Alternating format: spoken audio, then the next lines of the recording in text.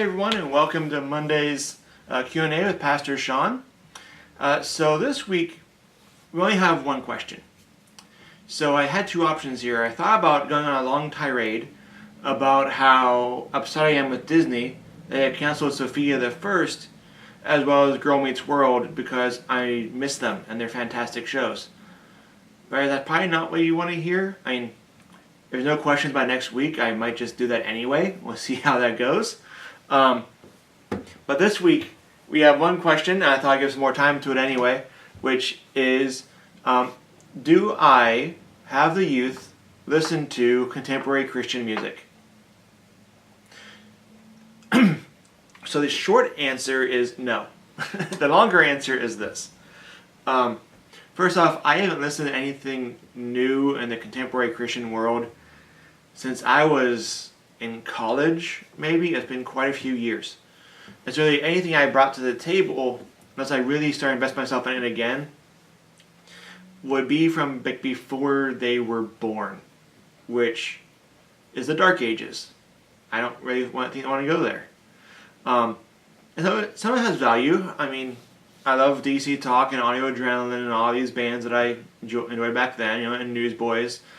I can still put it in a CD player and listen to it.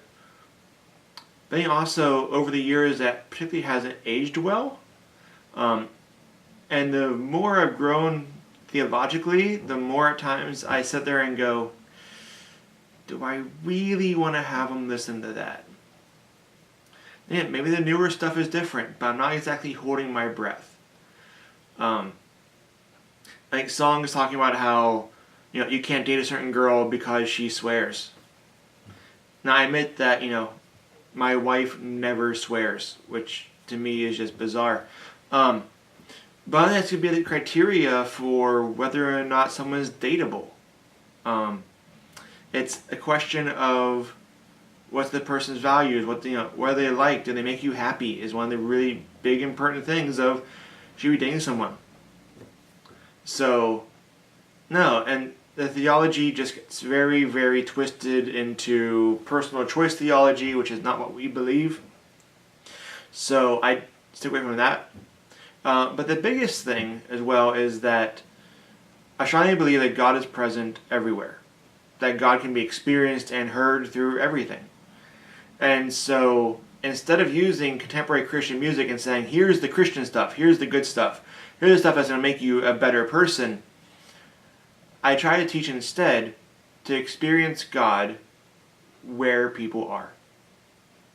So for instance, I will say to them, I want you to pick out a song, and it can be any song you want. In fact, I prefer if it's not a hymn or some country song that has God thought it or something like that.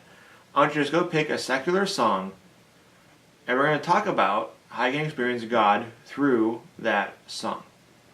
Like, I have another video posted already about how I see Pink's Raise Your Glass as a communion hymn, which most people would not quite see it that way.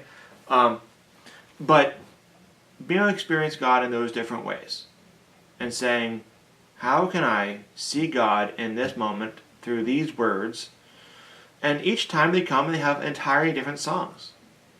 Even if someone has been in the class for 2 years, the next year they bring a different song in. And we can talk about how they see their faith life through that music.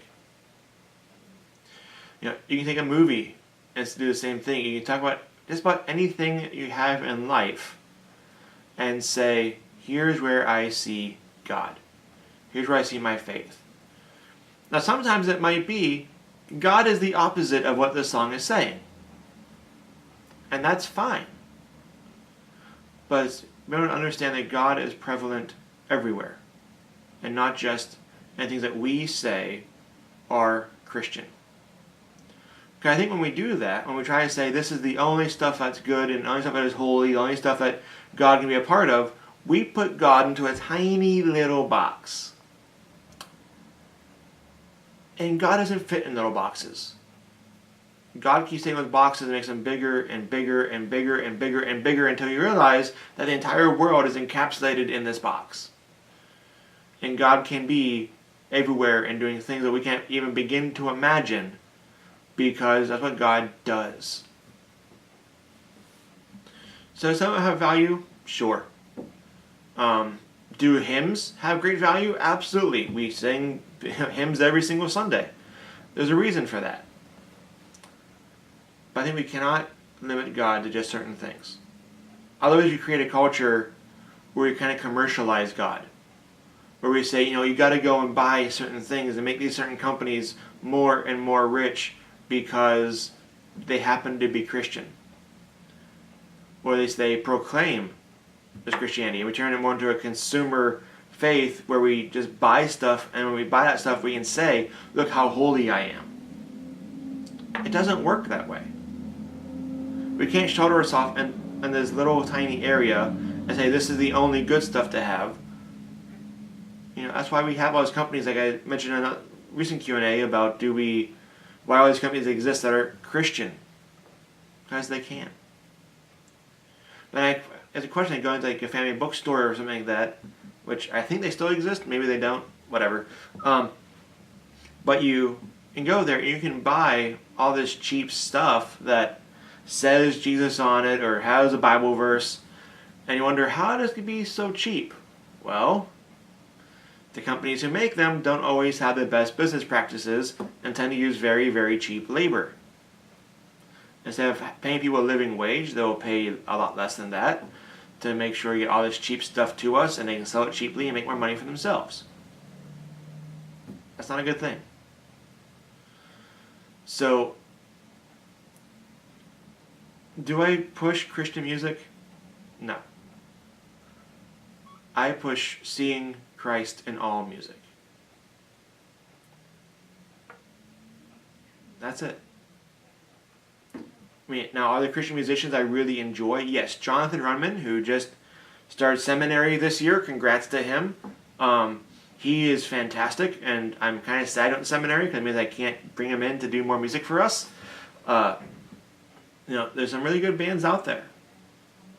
But then also there's a lot more that just aren't. That have a message that isn't exactly what we believe, or sometimes even close. So, no, I stick away from it, fairly quite a bit. So yeah, that's what I believe on that. Please send in your questions. Or if you don't, next week you get my diatribe about Sophia the First and Girl Meets World. So I will see you next week, and enjoy the rest of your day. Bye.